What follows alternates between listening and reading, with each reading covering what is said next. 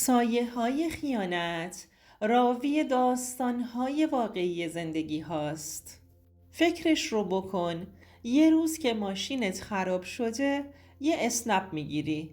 راننده یه مرد خوش صحبت و جذابه، با یه لبخند که انگار میدونه چطور دل آدمو ببره. کم کم بهش علاقه پیدا میکنی، رابطتون عمیق‌تر میشه و درست وقتی که حس میکنی عاشقش شدی، یه حقیقت تکون دهنده مثل پتک رو سرت فرود میاد. اون متأهله. حالا چی؟ میتونی دل بکنی؟ یا توی یه عشقی که از اول اشتباه بوده غرق میشی؟ همیشه فکر میکردم آدمی که با سختی ها بزرگ شده و جون سالم به در برده دیگه سختی نمیکشه و دیگه هیچ چیزی نمیتونه تکونش بده. مثل سنگ، مثل یک کوه که هیچ بادی نمیتونه از جا بکندش. اما زندگی هر وقت فکر کردی دیگه تمومه، یه نقشه جدید داره برات. یه طوری ضربه میزنه که از یه جایی به بعد دیگه خودت هم نمیفهمی چی درسته و چی غلط. الهام هستم. 37 سالمه. رئیس یکی از شعب بانک های بزرگ. زندگیم همیشه پر از تلاش و دویدن بود. همیشه جنگیدم تا به چیزی که میخوام برسم. فکر میکردم وقتی به این نقطه برسم بالاخره همه چیز سر جای خودش قرار میگیره. اما زندگی قانونای خودشو داره. شاید از بیرون یه زن مستقل و موفق به نظر بیام، ولی پشت این ظاهر محکم یه دختر بچه زخمی هنوز توی دل من نشسته که هیچ وقت طعم آرامش رو نچشیده. از همون بچگی یاد گرفتم که باید بجنگم. پدرم وقتی 7 سالم بود فوت کرد. فهمیدم که روی هیچ کسی جز خودم نباید حساب کنم. مادرم یه زن ساده و خسته و بیپناه بود که با سختی های دنیا می جنگید، ولی دیگه رمقی براش نمونده بود. با خیاطی خرج من و خودش رو میداد. من یاد گرفتم که همیشه روی پای خودم باشم. همزمان هم درس میخوندم، هم کار میکردم. از همون دوره دبیرستان کار کردن برام یه چیز عادی شده بود. صبحها میرفتم مدرسه و بعد از ظهرها توی یه مغازه لباس فروشی کار میکردم. شبها هم درس میخوندم. از دانشگاه که قبول شدم خیلی ها میگفتند دیگه راحت شدی، ولی تازه اولش بود. همزمان با درس تو بانک کارآموزی میکردم. تو بانک از صفر شروع کردم. از همون میز کوچیک کنار در ورودی که خیلی ها حتی نمیدیدنش. بعد کارمند ساده شدم و بعد مسئول باجه، بعد معاون و در نهایت حالا که رئیس شعبه‌ام. زندگی حرفه‌ای من عالی بود. میدونی زندگی من چی کم داشت؟ شاید عشق، شاید امنیت، شاید یه نفر که وقتی از کار خسته برمیگردم بگه چقدر خسته ای، بیا بشین برات چای درست کردم، بذار برات بیارم تا آروم بشی. یه نفر که شبهای تنهاییمو باهاش حرف بزنم، که وقتی خوشحالم اولین کسی باشه که بهش زنگ میزنم. اما هیچ کس نبود. همه چیز از اون روز لعنتی شروع شد. اون روز هوا گرفته بود. بارون نم نم میزد. منم مثل همیشه با 1000 تا فکر توی سرم داشتم رانندگی میکردم که یهو ماشینم وسط خیابون خاموش شد و هر کاری کردم روشن نشد. زنگ زدم امداد خودرو. گفتن حداقل 1 ساعت طول میکشه. هیچ کس نبود کمکم کنه. پس چاره‌ای نداشتم جز این که اسنپ بگیرم. با هزار بدبختی گوشیم رو در آوردم و یه اسنپ گرفتم. چند دقیقه بعد یه پراید سفید کنارم ایستاد.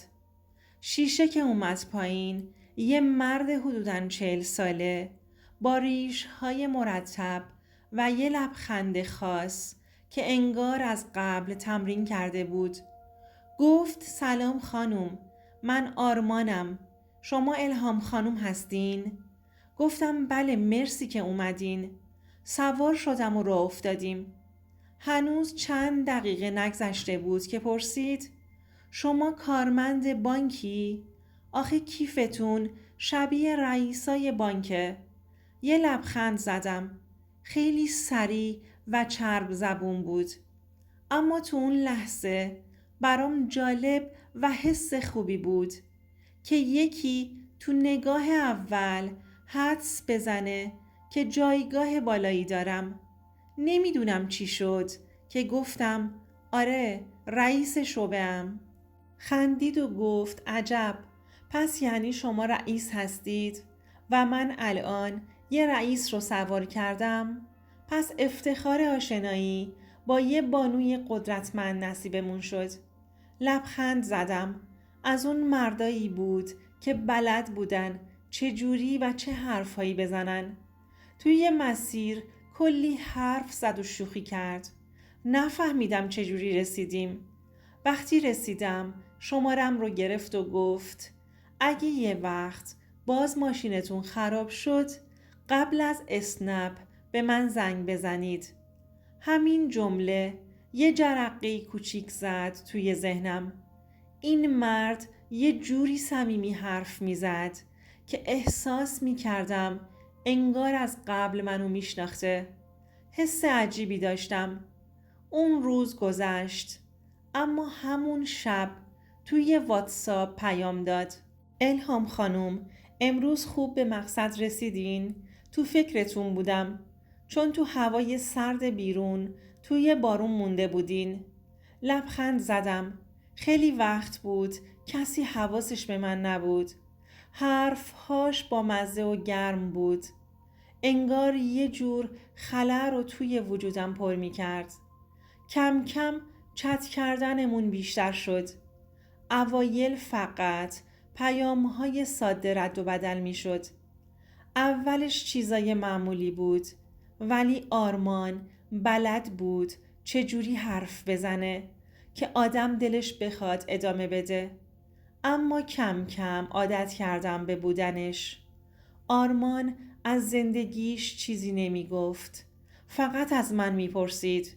از کارم، از سختی هایی که کشیدم، از رویاهام، از چیزهایی که دوست دارم. یه جوری گوش می داد که انگار هیچ کس جز من توی دنیا براش مهم نبود. بعد از یه ماه یه روز گفت دلت میخواد یه قهوه با هم بزنیم؟ قول میدم حوصله‌تو سر نبرم. قبول کردم. نمیدونم چرا. شاید دلم میخواست بعد از سالها یه نفر باشه که بهم توجه کنه. اون شب اولین قراری بود که گذاشتیم توی یه کافه خلوت.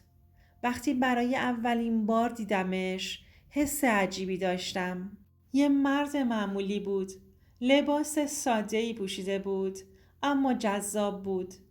از اون مردایی که بلد بودن چجوری یه زن تنها رو توی حرفهاشون غرق کنند. اما تو نگاهش یه چیزی بود که نمیذاشت ازش دل بکنم. اون شب برای اولین بار دستمو گرفت. انگار یه تیکه‌ای گم شده از وجودمو پیدا کرده بودم. عشق یه جور بیماریه. وقتی میاد همه سلولای بدن آدمو درگیر میکنه. توی چند ماه آرمان شده بود همه چیه من. نمیتونستم یه روز بدون پیامش، بدون صداش، بدون خندهاش سر کنم. هر وقت پیشم بود دنیا قشنگتر می شد. حتی فکر می کردم شاید این همون کسیه که باید باهاش بمونم. اما بعد از 4 ماه که یه شب وقتی توی ماشینش نشسته بودیم و میچرخیدیم، من ازش پرسیدم که چرا هیچ وقت از خانواده‌اش حرف نمیزنه. که ورق برگشت. یهو گوشیش زنگ خورد. نگاهش رفت روی صفحه گوشیش. رنگش پرید. سریع سایلنتش کرد. اما دیر شده بود. یه لحظه توی صفحه گوشیش اسم مخاطب رو دیدم. نوشته بود عشق من. نفسم توی سینم گیر کرد. کی بود؟ صدای خودم رو نمیشناختم. انگار یه چیز توی گلوم گیر کرده بود. گفت مهم نیست الهام، بعداً توضیح میدم. گفتم بعداً نه، همین الان. چند ثانیه سکوت کرد. بعد از چند ثانیه که برای من یه عمر گذشت، به آرومی گفت زنمه. دلم هوری ریخت. یه لحظه انگار هوا تموم شده بود. یه لحظه همه چیز فرو ریخت. زن داری؟ متأهلی؟ الهام ببین، من نمیخواستم اینطوری بشه. تو با همه فرق داشتی. نمیخواستم از دستت بدم. هیچی نمیشنیدم. اشک توی چشمام جمع شده بود. داشتم خفه میشدم. اون همه عشق. یه چیز توی دلم میگفت که این رابطه اشتباهه. اون همه احساس، اون همه دلبستگی، همش دروغ بود. اما چطور میتونستم دل بکنم؟ چطور میتونستم از عشقی که بعد از سالها تنهایی بهش رسیده بودم بگذرم؟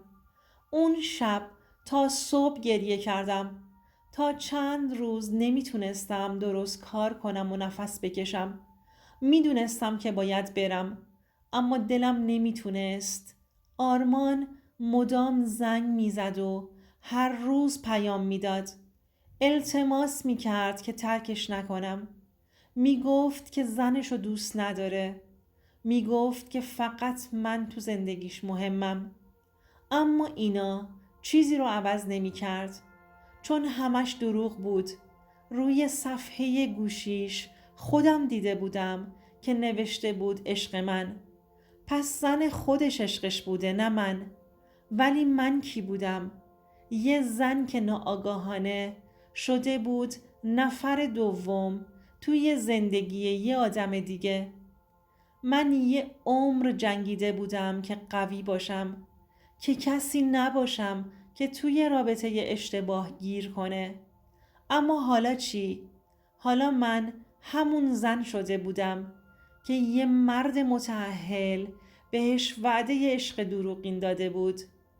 چند روز بعد بالاخره تصمیم گرفتم یه شب آرمان رو به یه کافه دعوت کنم و برای آخرین بار دیدمش.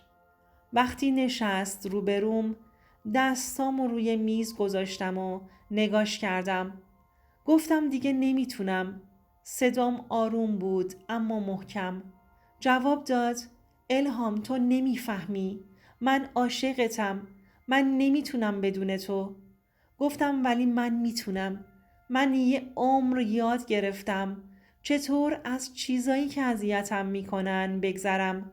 من میفهمم که دارم اشتباه میکنم و آدمی که اشتباهشو بفهمه باید تمومش کنه. و این رابطه هم یکی از اون چیزاست. چشماش قرمز شده بود.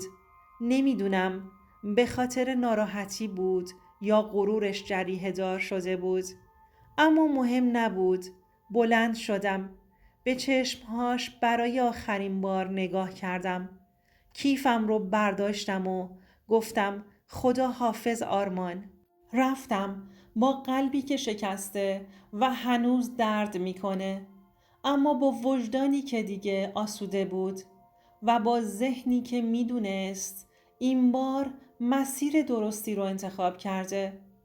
عشق وقتی اشتباه باشه، حتی اگر شیرین ترین حس دنیا هم باشه، تهش یه زهر کشنده است. هیچ وقت وارد رابطه ای نشید که تهش خیانته. مهم نیست چقدر عاشقید. مهم اینه که طرفتون آدم درستی برای عشق باشه. باور کنید که لیاقتتون بیشتر از اینه که گزینه دوم کسی باشید.